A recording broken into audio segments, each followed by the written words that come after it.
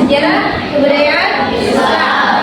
Ya, kalian boleh lihat yang ada LKS-nya, silahkan dibuka bukunya. Bareng-bareng dibuka. Berdua, ya. Berdua mengenai dakwah Rasulullah SAW di Makkah. Silahkan dibuka bukunya. Apa yang bersabda bagi kita? Oke.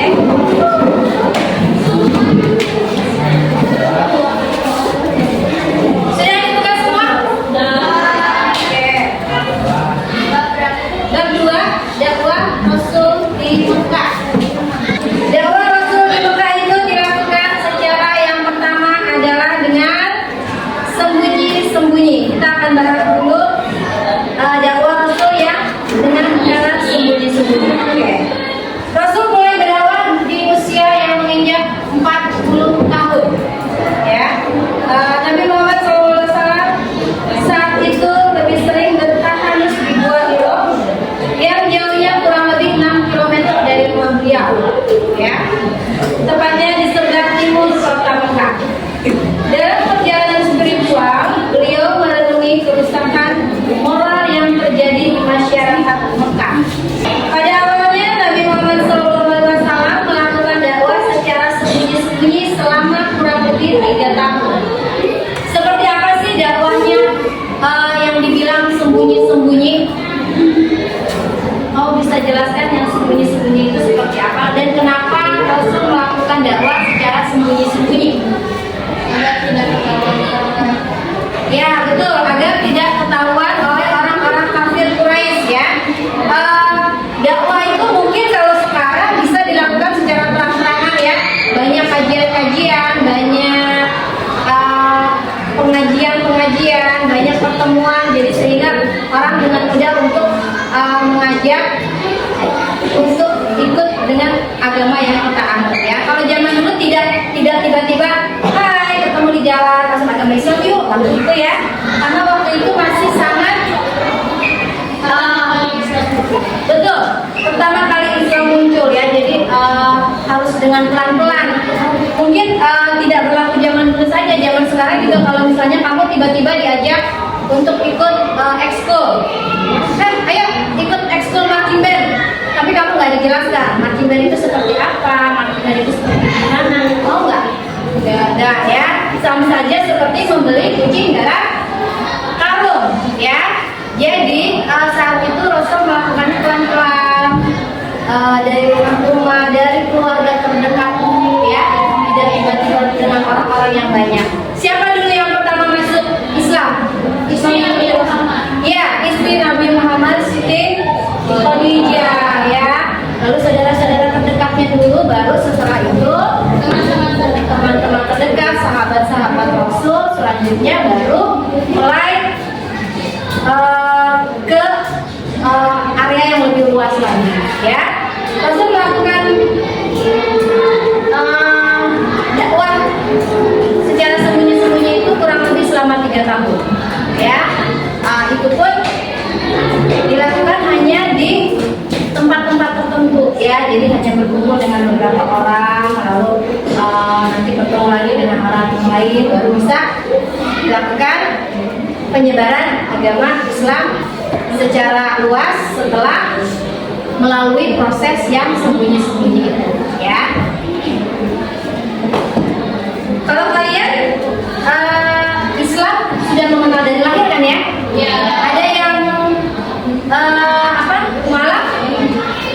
Tidak ya, semua sudah mengenal dari lahir ya. Artinya sudah dari orang tua kita, sudah dari nenek, sudah dari keturunan ya. Dan itu berarti kita sudah beruntung, sangat beruntung ya. Sudah menganut agama yang paling apa? Paling sempurna ya. Agama yang paling sempurna tanpa harus kalian berjuang, tanpa harus kalian merasa ketakutan untuk menjalankan ibadah ya. Apa saja sih ibadah wajibnya umat Islam?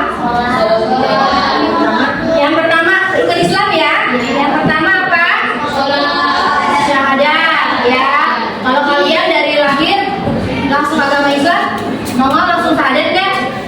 Kalian itu diazanin ya, diazanin dulu sama ayah-ayahnya ya. Ya, lalu setelah itu yang kedua sholat. Sholat itu wajib atau sunnah? Wajib. Ada yang wajib, ada yang sunnah. Yang wajibnya itu berapa kali sehari? 5 kali. Sudahkah kalian mengerjakan? Tepat waktu kah? Allah. Kalau pagi subuh ada yang masih diteriak-teriakin bangunnya? Sudah yakin? Bangun gitu kan? Subuh. Kalau ibu sih gitu, anak itu kalau nggak bangun ibu tarik, kalau nggak ibu siram ya.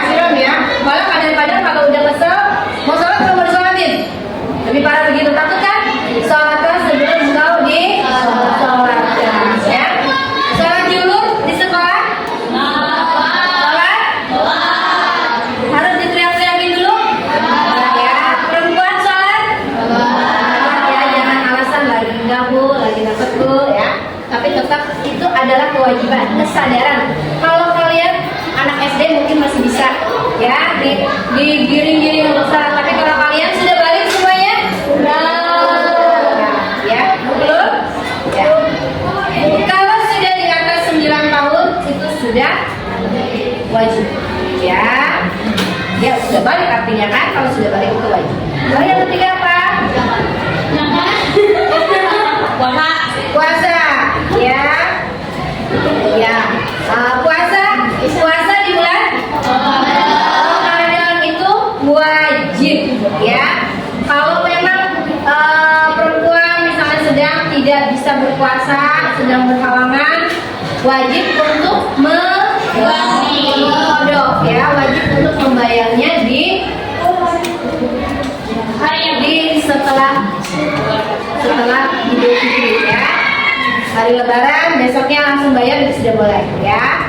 Ada yang masih punya hutang? Bayar, bentar lagi puasa, cepat dibayar ya. Lalu setelah puasa,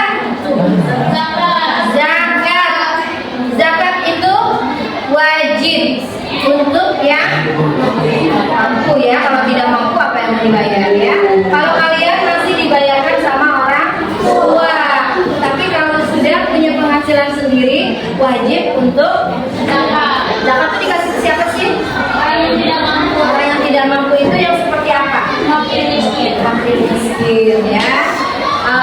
Lalu yang kelima, haji bila mampu. Naik haji bila mampu. Bila mampu di sini tidak hanya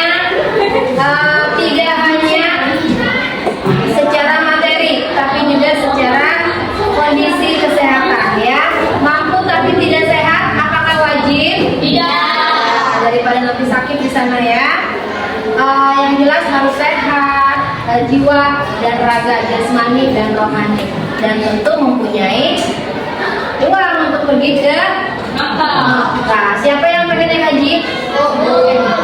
Alhamdulillah semuanya insya Allah ya. Di tahun ke-10 adalah tahun yang sangat berat bagi Rasulullah dalam perjalanan dakwahnya. Bagaimana tidak, baru saja beliau bisa bernafas lega karena lepas dari pemboikotan kaum kafir Quraisy. Sudah berapa lama kemudian kedua orang yang sangat beliau cintai, yaitu istri beliau dan paman beliau ya, Khadijah, dan pamannya Abu Thalib yang senantiasa melindungi beliau dalam sulitnya perjalanan dakwah Islam,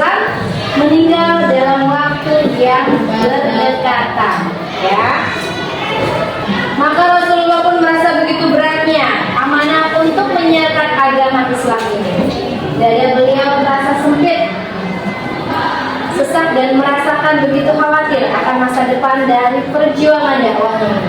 Maka Allah menjawab apa yang dirasakan Rasulullah ini dengan sesuatu yang sangat luar biasa, dan yang tidak ada seorang nabi dan rasul pun akan mengalami hal ini, yaitu diundang langsung ke Sidratul Muntaha yang kita kenal sebagai peristiwa Isra Mi'raj. Apa itu Isra Mi'raj? Perjalanan Nabi, Perjalanan Rasul untuk Isra itu adalah berasal dari kata saro yang bermakna perjalanan di malam hari. Lalu Mi'raj adalah suatu alat yang dipakai untuk naik. Adapun secara istilah Mi'raj bermakna tangga khusus. Rasul untuk naik dari bumi menuju ke Sidratul Muntaha, ya. Pakai apa sih Rasul? Naik buruk. Apa itu buruk? Iya, hewan putih yang panjang, lebih besar dari keledai. Dia meletakkan telapak kakinya di ujung pandangannya. Maka saat itu Allah Rasul bersabda, didatangkanlah kepadaku buruk, yaitu hewan putih yang panjang, lebih besar dari keledai dan lebih kecil dari jigong. Dia meletakkan telapak kakinya di ujung pandangannya, maka saya pun menungganginya sampai tiba di Baitul Maqdis. Lalu saya mengikatnya di tempat yang digunakan untuk mengikat tunggangan para nabi. Kemudian saya masuk ke masjid dan sholat 2 rakaat, kemudian keluar. Kemudian datang kepadaku Jibril alaihissalam dengan membawa bejana berisi khamar dan bejana berisi air susu. Aku memilih bejana yang berisi air susu.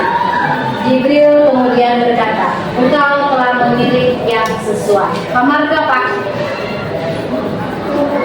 Minuman yang memabukkan. Ya, saat itu Rasul memilih susu. Apa yang Rasul dapatkan saat melakukan perjalanan Isra Mi'raj? Perintah apa yang Allah berikan saat Rasul melaksanakan perjalanan Isra Mi'raj? perintah sholat 5 waktu. Perintah sholat 5 waktu. Apakah saat itu sholatnya langsung 5 waktu? Tidak. Ya, sholatnya banyak ya. Tapi akhirnya Allah mempermudah umat Rasul untuk sholat 5 waktu. Ada sholat sunnah kah? Ada. Kalian suka sholat sunnah? Ya. Sholat sunnah apa saja? Sunnah qobliyah. Qobliyah apa? Sholat sunnah duha ya. Duha rutin dikerjakan sholat duha? Jumat doang? Ya, Jumat aja. Saran ibu kalau memang kalian sempatkan ya, yang nunggu sempat tapi sempatkan sholat duha di sekolah. Kan waktu sholat duha di sekolah ya, kalian nggak keburu kalau sholat duhanya di rumah ya. Pagi perginya jam berapa? Jam 6. Ya, kalau sholat duha dulu takutnya tidak keburu. Kalian bisa sholat duha 4 jam istirahat. Ya, hanya 2 rakaat itu paling 5 menit. Tapi saran ibu jadikan 4 rakaat, 2 rakaat, 2 rakaat. Itu paling 5 menit ya. Ada janji Allah kepada umatnya, siapa yang rutin istiqomah menjalankan sholat duha 4 rakaat setiap harinya, Allah menjamin tidak akan pernah merasakan kelaparan. Ya, kelaparannya bukan karena kelaparan belum jajan istirahat, bukan, tapi artinya sampai tidak punya sesuatu untuk dimakan itu tidak mungkin. Ya, artinya Allah menjamin rezeki semua manusia yang menjalankan sholat. Ya, semua umatnya akan Allah jamin kecukupan rezekinya. Mau seperti itu?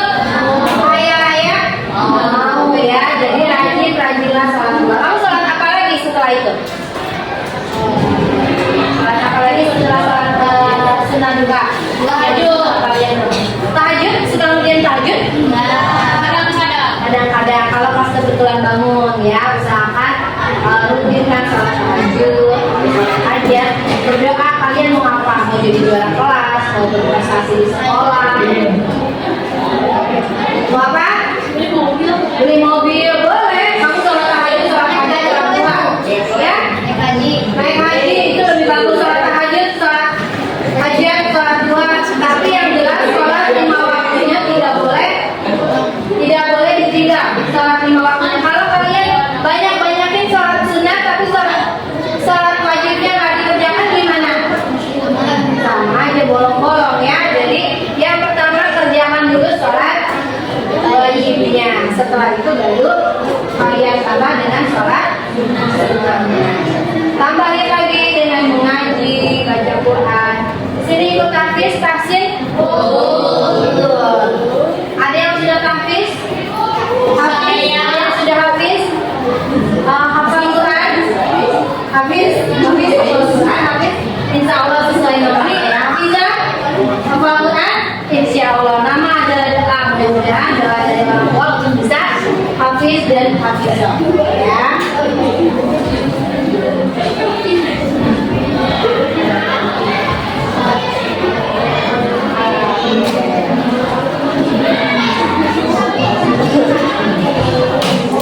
Oke, kita tarik kesimpulan terakhir. Akhlak Nabi Muhammad SAW yang harus diteladani dalam rangka perjuangan dakwah apa saja? Bisa kalian sebutkan? Kerjakan halaman 33. Ada di situ? Jawablah pertanyaan berikut nomor 1 sampai 5. Ibu akan nilai hasilnya. Mudah-mudahan kalian tadi paham dan mengerti dengan apa yang sudah Ibu jelaskan dan bisa menjawab pertanyaan-pertanyaan. Ya.